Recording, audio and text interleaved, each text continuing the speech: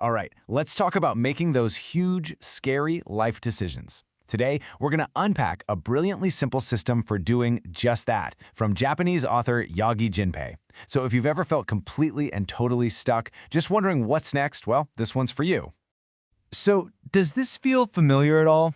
You know that feeling of just being stuck? You're staring at a crossroads, there are no signposts, and you have no clue which way to go? It's an incredibly common and, let's be honest, a really frustrating place to be.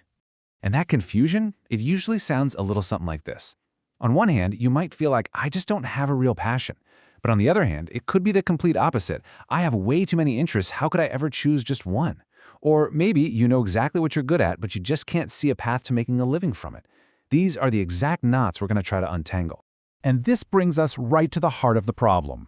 We're always told to just work harder. But here's the truth. All the effort in the world is completely wasted if you're running in the wrong direction. The choice itself, the direction, is so much more critical than how hard you run afterwards.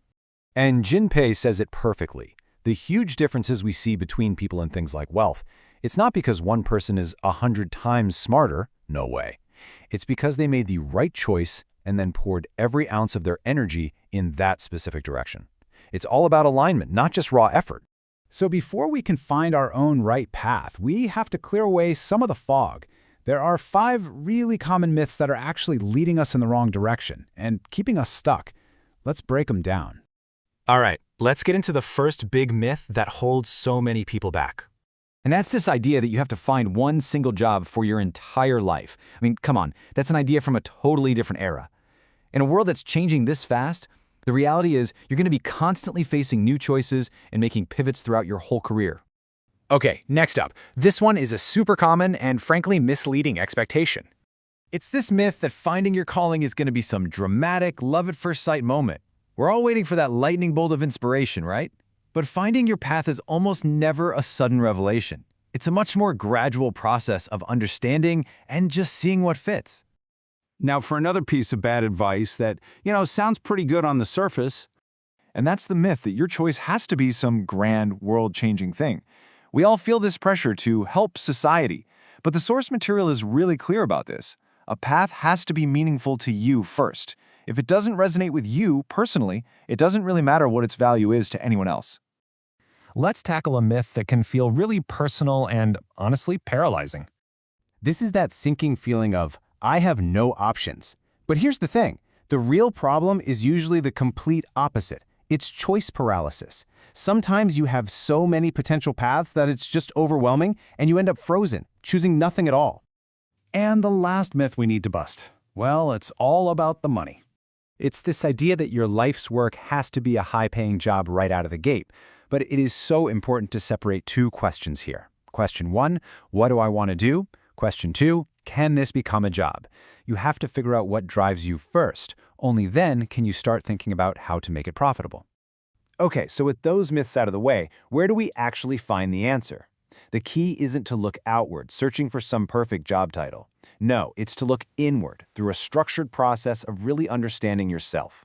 So here's the core method. Think of self-knowledge as your ultimate filter. Once you have a clear standard based on who you really are, all those overwhelming life options suddenly become manageable. You can just sift through all the noise and find what truly fits you. Now, this self-understanding is built on 3 pillars, and their order of importance is absolutely everything. First and foremost, number 1 are your values. These are your non-negotiables. Second are your talents, the stuff you're just naturally good at. And third, and this might be a surprise, the least important thing for making that first decision are your dreams and your passions. Okay, time for the practical part. We're going to take these 3 pillars and assemble them into a really simple 2-step formula to actually find and commit to a direction. So, step 1 is all about brainstorming. You take your innate talents and you combine them with your passions, your dreams. This just creates a big, messy, unedited list of potential things you could do. At this point, there are no bad ideas. You're just getting it all out there. And now, the most important step, the decision. You take that whole list of possibilities and you filter it through your core values. Your values are the deal breakers. Any path on that list that doesn't line up with your fundamental principles, it gets cut.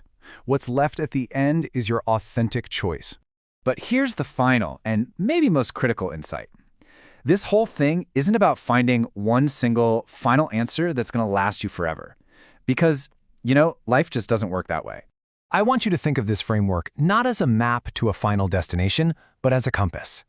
As you change, and as the world changes, just think about how AI is disrupting jobs like translation, your path is going to need to adjust.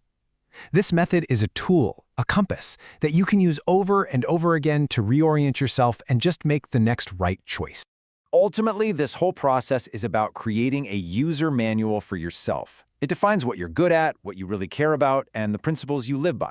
So the real question I want to leave you with is this. What does your user manual say? And where is it going to guide you next?